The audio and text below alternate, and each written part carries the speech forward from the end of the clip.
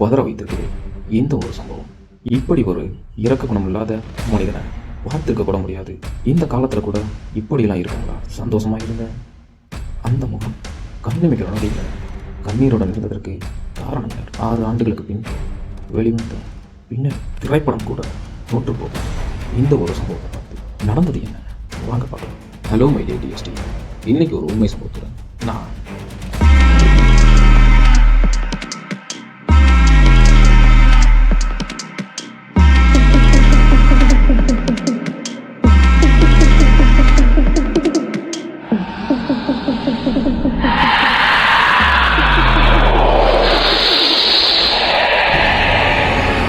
அது தெலுங்கானா ஸ்டேட் வேலாகுடா ஊர் பகுதியை சேர்ந்த வியாபாரி தான் மாருதி ராவ். அவருக்கு கல்யாணமாகி ஒரு மகளும் இருக்காங்க. அந்த மகளோட பேர் அமிர்தவர்ஷினி, வயசு 20. அதே பகுதியை சேர்ந்த பிரணய்குமார் அப்படிங்கிற ஒரு பையனும் இருக்காரு, வயசு 23. இவங்க 2 பேருமே சின்ன வயசுல இருந்தே நண்பர்களாக இருந்திருக்காங்க. இவங்களோட ஸ்கூல் டேஸ்லாம் முடிஞ்சு காலேஜ் லைஃப்பில் லவ் பண்ணிட்டு வந்திருக்காங்க. இவங்களோட லவ் லைஃப் கொஞ்ச நாளுக்கு அப்புறம் கல்யாணம் பண்ணலான்னு முடிவு பண்ணுறாங்க. பல ஆண்டுகளுக்கு அப்புறம் காதலா மாறிய இவங்களோட ஃப்ரெண்ட்ஸ் வீட்டில் சொல்லி எப்படி புரிய வைக்கிறதுன்னு ரொம்பவுமே பதட்டத்தில் இருந்திருக்காங்க 2 பேரும். ஒரு வழியாக அமிர்தவர்ஷினி அவங்களோட பெற்றோர்கிட்ட என்ன பண்ணுறாங்க, பர்மிஷன் கேட்குறாங்க. அதாவது நானும் பிரணயும் லவ் பண்ணிட்டு இருக்கோம், எங்களுக்கு கல்யாணம் பண்ணி வைங்க அப்படின்னு சொல்லி கேட்டிருக்காங்க. இதை கேட்ட மாருதி ராவ் ரொம்பவும் கோபத்தோட உச்சத்துக்கே போயிட்டாருன்னு சொல்லலாம். ஏன்னா பிரணய அவங்க அப்பாவுக்கு சுத்தமாகவே பிடிக்கல. ஆனால் அமிர்தவர்ஷினி தான் காதலிச்ச பையனை தான் கல்யாணம் பண்ணிக்கலான்னு ஒத்த காலில் நின்றுருக்காங்க. இப்படி பர்மிஷன் கேட்டு அவங்க ஒத்துக்காத நிலையில் இவங்க 2 பேரும் ரெஜிஸ்டர் மேரேஜ் பண்ணிக்கலாம்னு சொல்லிட்டு முடிவு பண்ணுறாங்க.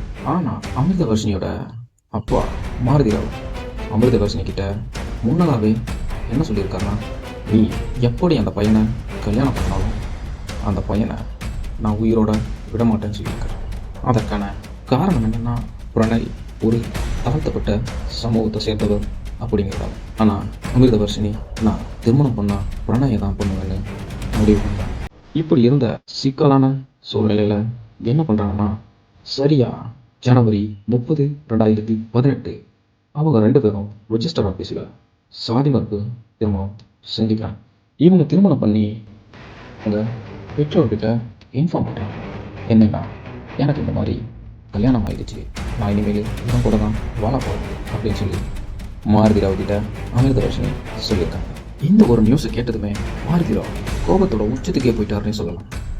நான் வேண்டாம்னு சொன்ன பையனை நீ கல்யாணம் பண்ணியிருக்க, அவன் கூட நீ எப்படி வாழ்ந்துடுறேன்னு நான் பார்த்துடுறேன் அப்படின்னு ஒரு ஆணவமான திமிரான ஒரு பதிலை அமிர்தவர்ஷினி கிட்ட மாருதி ராவ் சொல்லியிருக்காரு.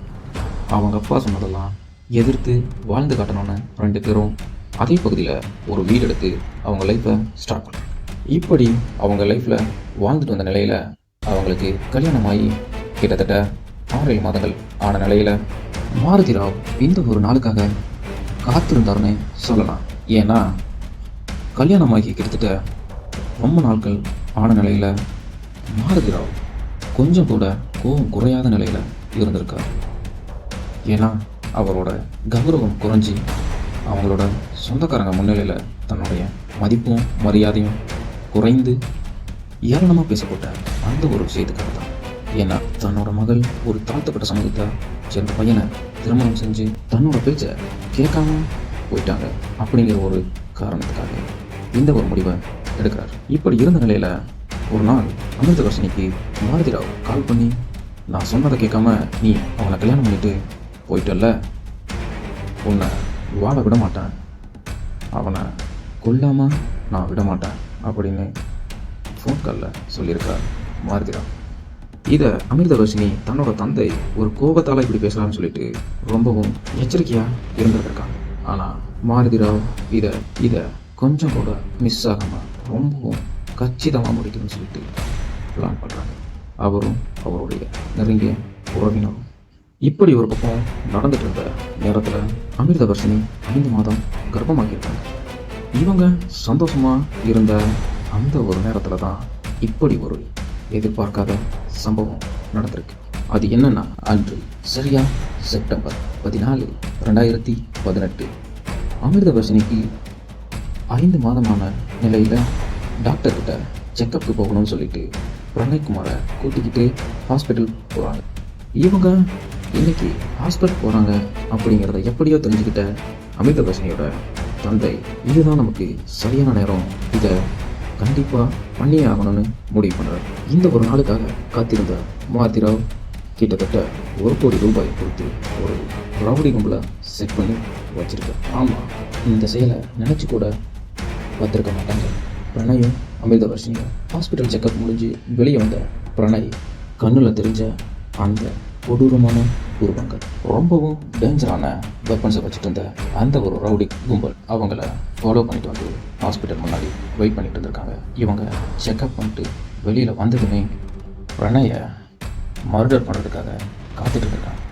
சந்தோஷமாக இருந்த அந்த கண்ணில் திடீர்னு ஒரு பயம். இப்படி நடக்கும்னு கொஞ்சம் கூட எதிர்பார்த்துருக்க மாட்டாங்க. பிரணய் கண்ணிமிக்கிற நொடியில் சரமாரியா 4 பக்கமும் வெட்டி சாச்சிருக்காங்க பிரணய.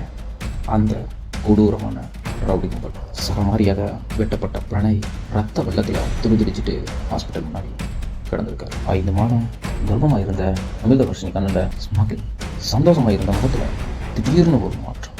ஒரு செகண்டில் நினச்சி கூட பார்க்க முடியாத இந்த ஒரு செயலை பண்ணிட்டு தப்பிச்சு போயிருக்காங்க அந்த ஒரு ரவுடி கும்பல். கிட்டத்தட்ட இந்த ஒரு செயல் படத்தில் பார்க்குற மாதிரி நடந்திருக்கு. அந்த ஹாஸ்பிட்டலில் ஒர்க் பண்ண நர்ஸ், டாக்டர் எல்லாரும் இந்த ஒரு சம்பவத்தை பார்த்துருவோம் ஷாக் ஆகி உடஞ்சி போயிட்டான். ரத்த வெள்ளத்தில் கிடந்த பிரணய அமிர்தவர்ஷினி கட்டி அணைஞ்சபடி கதறி எழுதியிருக்காங்க. தன்னோட ரத்தம் மறைஞ்ச அந்த கையில் அவரோட செல்ஃபோன் அடிக்கிறத நோட் பண்ணி கையில் எடுத்து பார்க்குறாங்க. அப்போ தான் அவங்களுக்கு ஒரு ஞாபகமே வருது. அவங்க ஹாஸ்பிட்டல் வர்றதுக்கு முன்னாடி இதே நம்பர்லேருந்து கால் வந்துருந்தது. இது யாரோ அப்படின்னு சொல்லிட்டு எடுக்காமல் போயிருக்காங்க. ஆனால் இப்போது பிரணய் இறந்த நிலையில் மீண்டும் வந்திருக்கு. அட்டன் பண்ணி பேசினப்போ கேட்ட அந்த ஒரு குரல், ஒரு நிமிஷம் ஆடி போயிட்டாங்கன்னே சொல்லலாம் அமிர்தவர்ஷினி. ஏன்னா அதில் பேசினது சரியாக சொல்லணும்னா மாருதிராவ் கதறி எழுதப்படி இருந்த அமிர்தவர்ஷினி அவங்களுக்கு அப்போ சொன்ன ஒரு வார்த்தை ஞாபகத்துக்கு வந்திருக்கு. அவனை கல்யாணம் பண்ணிட்டு போனல, அவனை உயிரோடு நான் விடவே மாட்டேன், எப்படி வாழ்ந்துடுறேன்னு நான் பார்த்துட்றேன் அப்படின்னு சொன்னேன். அந்த ஒரு வார்த்தை ஞாபகத்துக்கு வந்திருக்கு. இதை நினச்ச அமிர்தவர்ஷினி தன்னுடைய அந்த ஒரு அரக்க குணம் நிறைந்த அப்பா கிட்ட, நீ நினச்சதை சாதிச்சிட்டல, என்னோட வாழ்க்கையே போச்சே, இதுக்கு தானே நீ ஆசைப்பட்ட, இப்போ உனக்கு சந்தோஷமானு ரொம்பவும் கண்ணீருடன் அழுதபடி கதறி இருக்காங்க. அதுக்கப்புறம் பிரணயோட உடலை அதே ஹாஸ்பிட்டலில் அட்டாப்சி பண்ண அனுப்பிடுறாங்க. இப்படி அந்த ஹாஸ்பிட்டல் முன்னாடி நடந்த சம்பவத்தை உடனே போலீஸுக்கு இன்ஃபார்ம் பண்ணுறாங்க அங்கே ஒர்க் பண்ணுற நர்ஸ். இந்த ஒரு செய்தி கேட்டதுமே மின்னல் வேகத்தில் கிளம்பி வந்திருக்காங்க அங்கே பக்கத்தில் இருந்த போலீஸ் ஆஃபீஸர்ஸ். இப்படி ஒரு சம்பவம் பட்ட பகலில் எல்லார் கண் முன்னாடியும் நடந்திருக்கு. ஆனால் அந்த அக்யூஸ்டை யாராலையுமே தடுத்து நிப்பாட்ட முடியல. இதுக்கு உடனே ஆக்ஷன் எடுக்கணும்னு இன்ஸ்பெக்டர் இந்த கேஸை ஃபைல் பண்ணி எஃப்ஐஆர் அந்த பொண்ணுக்கிட்ட கேட்கும்போது தெரிய வந்த பல அதிர்ச்சியான உண்மைகள். இதற்கு முக்கியமான காரணம் யாருன்னு கேட்டால் அது அமிர்தவர்ஷினியோட தந்தைன்னு தான் தெரிய வந்தது. வெறிகொண்டு இருந்த அந்த இன்ஸ்பெக்டர் இந்த கேஸில் யார் யார் இருக்கா எல்லாத்தையுமே தூக்கணும் முடிவு பண்ண. சம்பவம் நடந்த அந்த ஹாஸ்பிட்டலில் இருந்த சிசிடிவியை செக் பண்ணி பார்த்ததில் அந்த கும்பல் அருவாளுடன் வந்ததும், பிரணய அருவாளில் வெட்டப்பட்டதும், பின்னர் தப்பிச் சென்றதும் அதில் பதிவாகி இருந்திருக்கு. அதுக்கப்புறம் இந்த ஒரு வழக்கு பிரியாலாகுடாவில் உள்ள கோர்ட்டில் இந்த வழக்கு போயிட்டு இருந்திருக்கு. இதில் இன்வெஸ்டிகேஷன் நடந்துட்டு இருந்த நிலையில் 2019 ஆண்டு இதில் முதல் அக்யூஸ்டாக கைது செய்யப்பட்ட மாருதிராவ் ஜாமீனில் வெளியில் வந்திருக்கு. கேஸ் இன்வெஸ்டிகேஷன் போயிட்டு இருந்த நிலையில் மாருதிராவ் ஒரு ப்ரைவேட் லாட்ஜில் தற்கொலை செஞ்சு இறந்து போயிருக்கு. கிட்டத்தட்ட இந்த விசாரணை தொடர்ந்து 6 ஆண்டுகளாக நடைபெற்று வந்த வழக்கு என் பாயிண்ட்டுக்கு வந்திருக்கு. அன்று மார்ச் 10, 2025 இந்த வழக்குக்கு தீர்ப்பு வழங்கப்பட்ட நாள்.